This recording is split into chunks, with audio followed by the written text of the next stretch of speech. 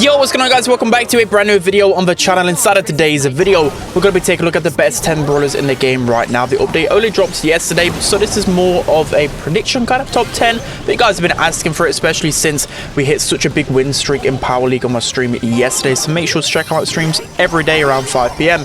But anyways, I'm going to be looking into the best brawlers for this meta. So we're going to be starting off at number 10 with Charlie. So Charlie received 4 huge nerfs. You know, this could potentially, well, could have potentially killed her, but I think she's still pretty solid. Been trying her out a bit in ladder, especially with the win streaks going on, and I still feel she's a fairly consistent brawler. Her cocoon super is just still fundamentally broken. It's just a free kill every single time. As soon as they're unlatched out of a super, you just can kill them. There's nothing that they can do, even though again she's received a nerf to her main attack, which you can definitely feel. Super duration you can definitely feel as well, and the spiders, it still doesn't change the fact that the spiders still are just so good at tanking so many different attacks. And of course you've got the extra gadget gear on top of that as well. Still feel like Charlie is definitely a menace, and you consider some of the best brawlers in the game like Fang. Charlie's the best counter to Fang because you can just interrupt his super with her super. It's just so broken. I still feel like she's going to be a top 15, top 10 brawler in this meta. Okay, so quickly before we go into the 9th best brawler in the game right now, we're going to be going through some honorable mentions that could quite easily be top 10 brawlers as well. So first, Colette with the hypercharge. She's still insane, especially in heist. Buster received a nerf to his slow-mo gadget, but it's still pretty strong, and I still consider him like a top 10 brawler. We have Dynamite, who has a really good hypercharge, but I just think like in ladder, there's just so many Fangs and Edgars. He just can't compete, unfortunately. Maybe in a different meta, he would probably be able to thrive. And last one being 8-bit, still a really strong brawler, especially with that booster start power. So now moving into the 9th best brawler in the game right now, which I think it's going to be Pearl. So she could quite easily be a little bit higher on the list. I think people will start to realize how powerful she can be. So even the slightest of movement changes can really impact a brawler in the right favor, just because Pearl, she was in between slow and normal. I felt like that's the main reason why she just wasn't used much, because she was just a free hit every single time.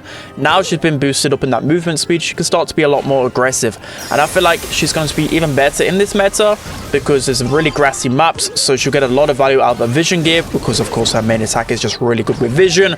And not only that, with maps with a lot of walls as well, she can build up that heat a lot more consistently. And of course the opponents, you have to push into her Pearl to stop her heating up, because once she heats up, especially with the gadget combination as well, she can one-shot so many brawlers when that full heat and gadget pops. So for me, I think she's going to be pretty underrated by the majority, and I think she's very strong right now. So jumping in at the 8th best brawler in the game right now, I went with Sandy. So he's gone down a few rankings, mainly again because there's 2 top brawlers in the game. I won't mention it just yet, but they just counter him a little bit too hard. But he's still a fairly consistent brawler across the board. He's able to cycle his super so much, even in a really aggressive meta. With all of his hypercharges, he actually can counter them a little bit with his stun and give himself a little bit of breathing space. And not only that, you've seen the maps in a rotation right now, they've completely changed and actually favor Sandy quite considerably. So I think he's a very strong brawler right now. I'm just kind of waiting for his hypercharge. So now jumping into the 7th best brawler in the game right now, I went with Spike. So you might be wondering straight away, well, Spike got a nerf to his mythic gear and he's actually moved above Sandy. Well, yeah, the meta around him has changed a lot, the maps have changed a lot, and I think Spike is just such a good brawler that you can never go wrong with picking. So reason why, again, hypercharge is just so easy to get with Spike. You're able to cycle pretty quickly, and it just deals so much damage. It just makes him a really solid pick pretty much in every single scenario, so you can never go wrong with Spike. Again, his mythic gear got nerfed, but I don't think that actually really did too much, and if needs be, you know, he gets a lot of value with all of his gears, to be honest. He gets good value with damage, of course, vision, and the shield as well. There's so many good gears to put on Spike already. I just think it's such a solid option, and it just will always be meta as long as that hypercharge is that strong. Okay, so now jumping into the 6th best brawler in the game right now, I still went with Lou. So Lou received, I thought would be quite a heavy nerf, considering the fact that the broken thing about him was that you could cycle your super with 2 pieces of ammo. So if you get that hypercharged super, you could just run into them, cycle it with 2 hits, cycle another one. So that kind of chain has stopped a little bit, but doesn't take away the fact that his hypercharge just mechanically is completely broken. It's so strong. All you need is that one hypercharge super to completely turn the tide in your favors. And of course, two of the best brawlers. Well, you probably know that Fang is one of the best brawlers in the game right now. He completely shuts down Fang, and you're able to cycle more hypercharges away from him. So I just feel like, especially after playing ladder as well this morning on Brawl, Lou was just a menace. It was so hard to take him down because the longer the game goes on, the more supers he's going to cycle. So still an incredibly strong brawler, just not, I would say, as cheesy as before, but still look out for that hypercharge. It's so strong. So now jumping into the 5th best brawler in the game right now, I went with Bo.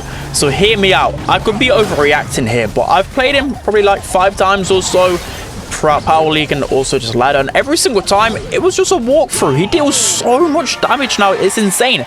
People are completely sleeping on Bo. If you guys missed it, he got a 200 attack damage buff, which is around 20%, which is just crazy to me. I think they definitely over buffed him, and people again will realize just how strong he is. He'll be able to cycle his mines a lot more. The big problem with Bo is that probably hypercharge might be a little bit too much of a counter to him, because of course his just main attack is pretty easy to dodge sometimes, but still when you hit very hard with Bo. So don't underestimate him.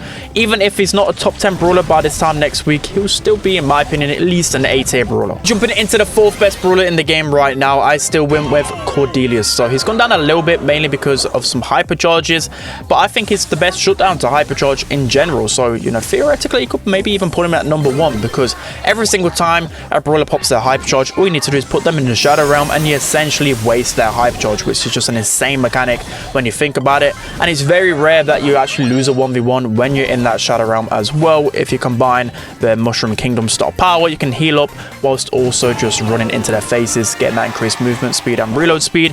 And he's just so strong right now across the board. You can use him on pretty much every single map, every single scenario. I was very surprised he didn't get nerfed. Obviously his numbers aren't too strong, but I feel like people are just still sleeping on him. For me, he has to be one of the best brawlers in the game for sure. Okay, so now moving it into the 3rd best brawler in the game right now. Believe it or not, it is Maisie. So Maisie is still completely dominating right now. Whenever I'm playing Brawl, she's just getting team wipe after team wipe, and it's to do with the gadget and super combination. Of course, you can cycle that hypercharge within like 8 hits, which is just crazy. Of course, you only need 3 hits to get 1 super, so you're able to cycle just so much and get so many hypercharges throughout the game. It's not only just the hypercharge super, which is really strong, it's just an extra speed boost, a damage boost, just everything combined is just so broken with Maisie and the hypercharge. The good thing about her as well is that she really does shut down so many aggressive ideas. You know, for example, if an enemy wants to go Edgar, you can't really just jump on a Maisie because she's got the instant gadget and also the super to knock him back. So Maisie's just fantastic at countering so many of the meta brawlers right now. And again, it's just so many maps that really favor her, and it's really hard to shut down a Maisie. When it comes down to the pros as well, ESL was last weekend and everybody went Maisie pretty much every single time, and I swear her win rate was just so incredibly high as well. So for me, Maisie has to be one of the best brawlers in the game. Do not sleep on her. Let's jump into the 2nd best brawler in the game right now. You see a big smile on my face because I actually think it's Edgar. I could be horribly wrong with this one or very, very right. I just feel like people are underrating him. People are just accustomed to think, you know, Edgar, he's just trash, only the noobs use him. But trust me, this hypercharge is just...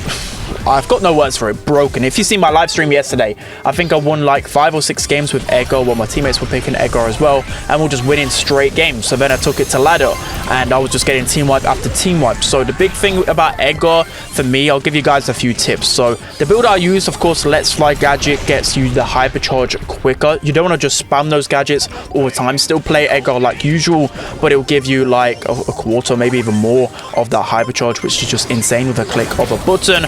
And then you want to be using the gadget charge gear as well, so you get 4 gadgets. So of course that cycles your hypercharge even more. I normally use the shield gear, but you can definitely use the supercharge gear as well, cycling your hypercharge and super even faster, and then hard landing. But the reason why it's so strong is because literally the hypercharge, you just can get team wipe after team wipe. So for me, usually the way I play Edgar is normally I don't really care what matchup I'm on, especially with tanks. I'm just jumping into them, trying to charge my first hypercharge, and then once I get that, I can just team wipe every single time. As long as the opponent doesn't have a knockback or stun, I know that's pretty rare in this meta, you're still just going to completely wipe the floor with the opponent. So don't sleep on the Edgar. I'm terrified if he's going to be this strong, and I just get the feeling that he actually is going to be probably the best brawler in the game. Now moving into the best brawler in the game right now, I think you guys shouldn't really be surprised by this at all, because I did warn you as soon as the hypercharge was revealed.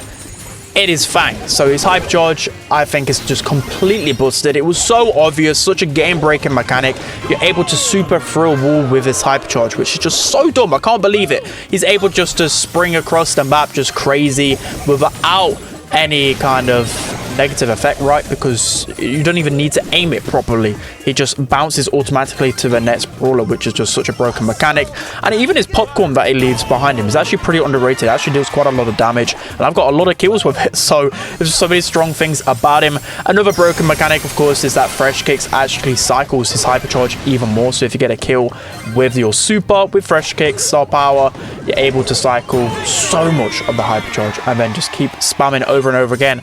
And the thing is, you just don't need any skill with it. It's just so brain dead, and I haven't even got a chance to really try my Brawler because everyone just insta bans him. So for me, Fang easily has to be the best brawler in the game. Broken hypercharge. Let me know down in the comment section below who you think is the best brawler in the game. Also, I forgot to mention, you get a damage boost with the hypercharge, so you're able to actually cycle your super and fresh kicks a lot easier as well. So there's just so many broken things about it.